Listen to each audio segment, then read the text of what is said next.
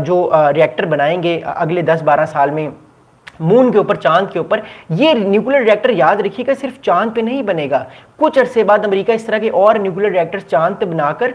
मरीख पर यानी मार्स पर भी बनाएगा, क्योंकि आने वाले 50-60 साल में मैंने आपको बताया है कि सिविलाइजेशन जो होंगी इंसान की वो सिर्फ अर्थ पे नहीं रहेंगी, ये मल्टी प्लानिटरी इंटेलिजेंस बन जाएगी हमारी इंसानों की एज ए ह्यूमन बींग्स की, क्योंकि ये कंपटीशन आने वाले वक्त में मरीख पे भी जाएगा, मार्स पे भी जाएगा और उससे बियॉन्ड भी जाएगा। मैं आप लोगों को 2 बुक्स रिकमेंड करूंगा, आपको अगर कभी टाइम मिले तो वो किताबें आप जरूर पढ़िएगा, और एक मैं आपको नेटफ्लिक्स की सीरीज भी बताऊंगा, वो भी आप जरूर देखिएगा। जो पहली जो बुक है जो आपने पढ़नी है जब भी आपके पास टाइम हो, वो है मिचियो काकू ने वो किताब लिखी है, और उस किताब का नाम है the future of humanity. Michio Kaku जो इस टाइम न्योम सिटी जो सऊदी अरेबिया में बन रहा है उसके डायरेक्टर हैं, उन्होंने किताब लिखी है द फ्यूचर ऑफ ह्यूमैनिटी, वो आप पढ़िएगा, उन्होंने इस बारे में सारी कहानी लिख दी है। अच्छा, अगले जो ऑथर हैं उनका नाम है स्टीवन हॉकिंग्स। स्टीवन हॉकिंग्स ने भी इस बारे में थोड़ी बहुत बात की है अपनी किताब में, जो उनकी डेथ के बाद उनकी डॉटर ने वो किताब लॉन्च की थी, और उस किताब का नाम है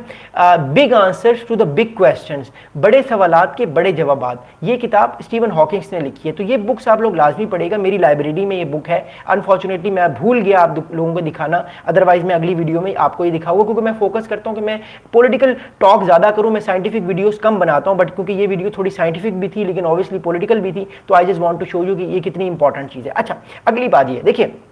अब ये जो मैंने आपको बताया कि जो न्यूक्लियर रिएक्टर है ये एक तरह से जो एस्ट्रोनॉट्स होंगे, जो अमेरिकन एस्ट्रोनॉट्स होंगे, उनके लिए कारगर होगा, उनके कम्युनिकेशन सिस्टम्स को ये पावर देगा, उनके खाने बनाने की चीज़ों को ये पावर देगा, जो वो पानी जनरेट करेंगे, वाटर हाइड्रोजन से और ऑक्सीजन से वाटर जनरेट करेगी, उस चीज़ को ये एनर्जी देगा। फिर इसके अलावा जो है वो कम्युनिकेशन सिस्टम को एनर्जी देगा। फिर जो सोलर एनर्जी होती है यानी लाइट्स होती हैं, जो इनके डिफरेंट जो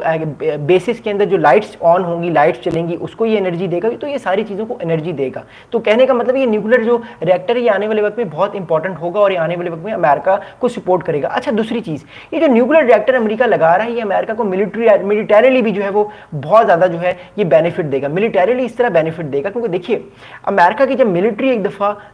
या अमेरिकन स्पेस फोर्स जो है वो एक दफा मून पे आ जाती है, तो फिर ये जो न्यूक्लियर रिएक्टर होगा ये उसकी नीड्स भी पूरी करेगा। मिसाल के तौर पर अगर उन्होंने कम्युनिकेशन करना है, अगर उन्होंने अपनी जो उनकी जो आप कह सकते हैं उनकी जो असला है उनका या उनके वेपन्स हैं उनको चार्ज करना है, क्योंकि हमें नहीं पता ना किस तरह के वेपन्स चांद पे यूज हो सकते हैं, क्योंकि चांद पे ग्रेविटी नहीं है। जब गोली हम जमीन पे फेंक कर मारते हैं किसी को तो वो गोली सीधी जाती है स्ट्रेट, क्योंकि जो जमीन की ग्रेविटी है वो ऑलमोस्ट 10 है, लेकिन जब हम 9.98 10 समथिंग लाइक दैट, लेकिन जब हम चांद पे गोली मारेंगे तो वो उसकी ग्रेविटी डिफरेंट होगी, और वो जरूरी नहीं कि वो सीधी गोली जाए, वो इधर भी जा सकती है इधर भी। So that's the reason why I'm saying कि जो अमेरिकन जो फोर्सेस होंगी वो अपना जो उनका असला होगा, उनके वेपन्स होंगे वो भी बड़े डिफरेंट तरीके के वेपन्स होंगे, और ये जो न्यूक्लियर रिएक्टर है इससे वो अपने वेपन्स को चार्ज कर सकते हैं। आप शायद लोगों ने अपने बचपन के ज़माने में स्टार ट्रैक जैसे ड्रामे देखे होंगे, but the thing is that कि वो अब चीज़ें रियलिटी में आपको नजर आएंगी, वो एक फिक्शन नहीं है, वो अब फिक्शन रियलिटी बनते ही जा रही है। कुछ अर्सा पहले एक नेटफ्लिक्स का बड़ा अच्छा सीजन आया, कॉमेडी सीजन भी था, बट क्योंकि साइंस फिक्शन था तो मैंने वो देखा, और उस सीजन का नाम था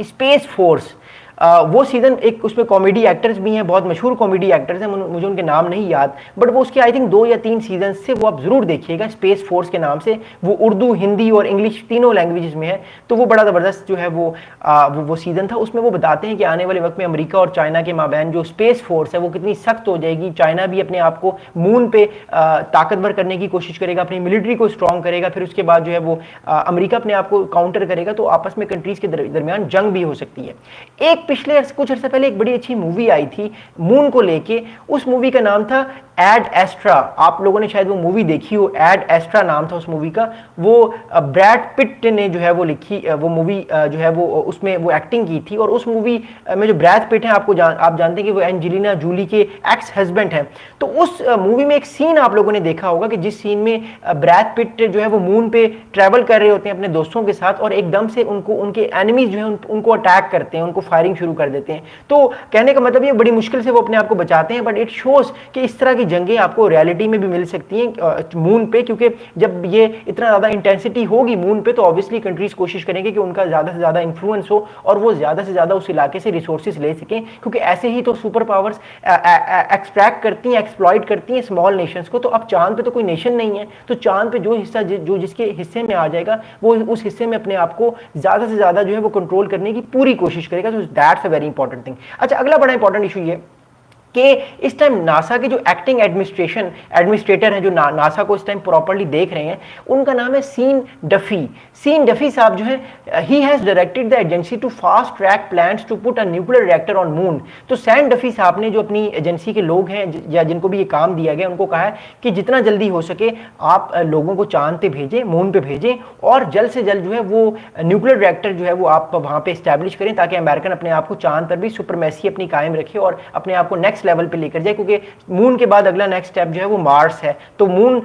पे एक दफा अमेरिका अपनी सुपरमेसी कायम कर लेगा तो वो इजीली फिर आगे मार्स पे भी कर सकेगा। अगला बड़ा इंपॉर्टेंट स्टेटमेंट ये है कि जो नासा के एडमिनिस्ट्रेटर हैं, उन्होंने एक और बड़ा इंपॉर्टेंट स्टेटमेंट दिया सीन डफी साहब ने। उन्होंने ये कहा है कि we are in a race to the moon, हम एक मून की रेस में हैं,